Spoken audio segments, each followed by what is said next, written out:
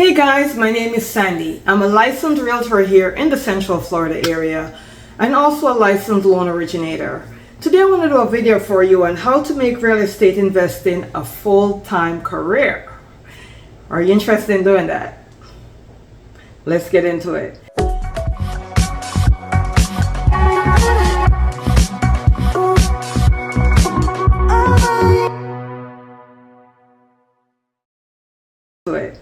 You notice my last few videos I've had my hair pulled in a ponytail because I'm swimming right now, learning to swim, and it's summer and it's hot in Florida, so this is my best hairstyle. So that's what my hair is going to look like for a little bit in these videos. But anyway, let's get into it. So say you're looking to become a real estate full-time investor, not an agent but an investor. The first thing you're going to need to do is realize it's not going to be an easy path. And it does take time to get to where you want to get to, but if you have the patience and follow all the steps, it could be a very lucrative career. First, you have to figure out, do you want to be a passive or an active investor? A passive investor is going to be an investor that buy the property and they don't manage the property. So they buy the property and give it to somebody else to manage. So they don't have any headache or any drama. They won't be getting the 12 o'clock at night call that the toilet is clogged, right? So they have a property management company that does it for them. Or maybe you want to be an active investor where you're going to be taking care of all of your properties and you do all the managing skills. Another way to do it is also called a syndicator. So a syndicator investor is someone that goes out, find a deal, find the investors to buy that deal, and then they manage the property. So they syndicate the whole deal together. So they find an opportunity like a property for sale, they go and get some investors to buy the property. Once those investors buy the property, they manage the property for those investors, right? So that's what we call a syndicator. Then you have to decide if you want to do residential or commercial. Do you want to do residential investing or do you want to do commercial investing? Two different animals, two different games, so we got to figure that out. Another thing to figure out is, do you want to do long-term renting or short term? So once you get that investment property, if you're going to go on the residential side, do you want to do long-term tenants only or short-term tenants where you're doing short-term renting and you're on platforms like Airbnb, BRRRR, those kind of stuff? Or do you want to have a combination of both? So you got to figure that out. Next thing you want to figure out is what areas are you going to focus on? Do you want to focus on an area that's in the state you're living in? Or do you want to focus on another area? Do you want to, go to different states and see what opportunities are in other states? Or do you want to be a local investor? So these are things you got to keep in mind. You have to make this up make up your mind on this stuff before you start, right? The one thing I'll tell you is the power of one is intense. Focus on one thing first. So don't try to be in all these different investors all at one time, because that's going to be a harder route to take. So you got to focus on what kind of investor you're going to be, active or passive or a syndicator. Then you got to focus on residential or commercial. Then you got to focus on, if it's residential, am I doing long-term or short-term or both? If it's commercial, what kind of commercial? Am I doing multi-family commercial buildings? Or am I doing like a plaza or storefronts? Do I want to purchase a plaza or a mall, or, where are we going? A lot of times people start out on the residential side and they finally graduate to the commercial side. Like you could start out with a few residential properties, sell those and buy an apartment building. Or you could start out with a few residential properties, sell those and buy a hotel. What do you want to manage? That's the first thing you got to figure out. The next thing is you got to clean up your finances, right? Because we have to finance, especially if you're going to be active and you want to purchase the properties yourself, you're going to need financing. Although banks are able to do loans like DSCR where the property qualifies for the loan and not you qualifying for the loan, you still got to have a credit score of at least 640, right? If you really want to be a savvy investor, you want your credit score to be up in the 700s. And this is possible, guys, even when you have multiple properties. Because I know people say, well, I have 4 properties, so I'm not going to be in the 7s. Yes, you will. It's all about managing your credit. So if you have multiple credit cards, multiple student loans, multiple properties, multiple whatever is on your credit, car loans, As long as you're managing that credit and you're paying your bills on time, you could still be in the 700s. I know this to be a fact.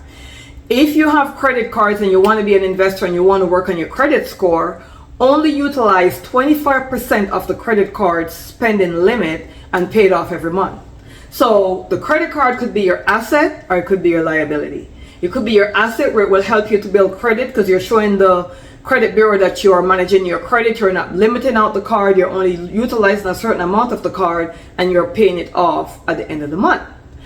But if you spend all the credit limit and you don't pay it off and you're only paying the minimum requirement each month, that's not showing the credit bureaus that you're responsible in your credit, right? So you want to use credit cards to help to build your credit, not to be a liability to you.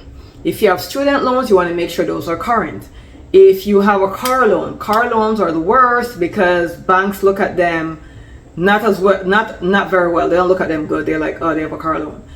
Car loans are good, but you want to make sure you're paying your car loan monthly. You do not want to be late in your car loans because that's going to be negative. Car loans and mortgage payments that are late in your credit is the most detrimental. So you always want to make sure your mortgage is paid within 30 days, paid on time, and you want to make sure your car loan is being paid on time. Another thing is never stop learning about investing. There's a lot of different investing, there's a lot of different ways to invest, and you have to keep learning. If there's a new investment opportunity coming up, make sure you understand that to the T. There's a lot of things going on now where people are going over into different countries like Dominican Republic, Costa Rica, Panama, Mexico. They're investing internationally. The one thing I'll tell you is make sure you're understanding the language in the country you're going to invest in. Yes, they have interpreters. Yes, they're going to give you, they're going to give you a property management team. But don't you want to know what you're looking in, what you're walking into? You know, like the fine prints? Make sure you could read the fine print. If you're going to invest in a country where you don't understand the language, make sure you get an attorney that speaks English and the language of that country. That's your confidant and that could tell you exactly what's going on. Me personally, I stay away from countries I don't understand the language because I see enough hiccups in the English in the English language where you sign a contract and all kind of hidden things come up, or all kind of, you know, the small print gets hidden or something like that. So you want to be careful, guys. You want to understand the rules of the country. If you're going to be an international investor, understand the rules of the country, understand you coming in as a non-resident. What does that mean? And understand if you are to sell, how can you move the profit from that country into the US without triggering taxes? That's super important. Super, super important. A lot of international investors fall into that trap where they go to another country, they invest, they make money, but now they got to keep it in that country because they take it out of the country and coming over here, a whole lot different ball game. Maybe you could partner up with a resident of that country. That might make it a little bit easier for you. So these are things you have to really keep in mind. A lot of investors are also going over into Dubai, investing in Dubai. You have to figure out how to invest in Dubai, how your profit is going to come out of Dubai. Like once you get your money into that country and you want to pull your money back in the US, what does that look like, right? So international investing is a whole different world that you need to learn all the intricate parts as to what happens when you want to move. Same thing state to state, but international becomes even more complicated. But the same thing is each state, right? You make money in one state, that becomes income. How do you pull that money from that state into your local state? Do you have to register into that state? Each state is going to have their own rules and laws and regulation. Make sure you're following all those rules. Now, the biggest thing in becoming a full-time investor is having a business plan. And as I said in the beginning of the video, we want to focus on the power of one. So we want to figure out which one of these investors do we want to become first, and what path are we going to take to get there. Once we fully understand and learn that, and we're doing that, maybe then we could be like, you know what, let me up over this side to do another part of investing. But the best thing to do is to start with one, learn one really well, start doing it. Once you start doing it and you develop a momentum and you know you really know that one, then maybe you could up over into another form of investing. But understand, residential and commercial is two different ball game. International is a third thing, that's a complete other ball game. On the commercial side, you got to figure out if you want to do any multifamily building over 5 units is considered commercial. So 5 units or more. Residential is 4 units or less. Maybe you want to go to the on the hotel side. You could start off with a few single family, get to a multifamily, from a multifamily get to the hotel, based upon what area you're in. Like when I used to live in New York, multifamily was, New York City has a lot of multifamily properties, right? When I moved to Orlando, to Florida, not so much. I had to go into Tampa to find multifamily properties. There are a few wow, I'm talking too fast. There are a few multifamily properties where I'm at, but not a lot, right? So then I'm like, okay, so if I'm going to go into single family, do I want to do long-term single family or short-term single family? And in Central Florida, in my experience, it's better, it's more profitable to do short-term rental if you're doing single family. But remember, if you're doing short-term rental, it has to be zoned that way. Zoning is critical. Do not do short-term renting in an area that's not zoned for it, especially when you're dealing with HOAs. HOAs are finicky, they rule, they have a lot of power, so you don't want to go play and fight with the HOA. All right, guys, thank you so much for listening. If you have any questions, if this is something you're really exploring, feel free to call or send us a text. Number should be somewhere up here, somewhere below.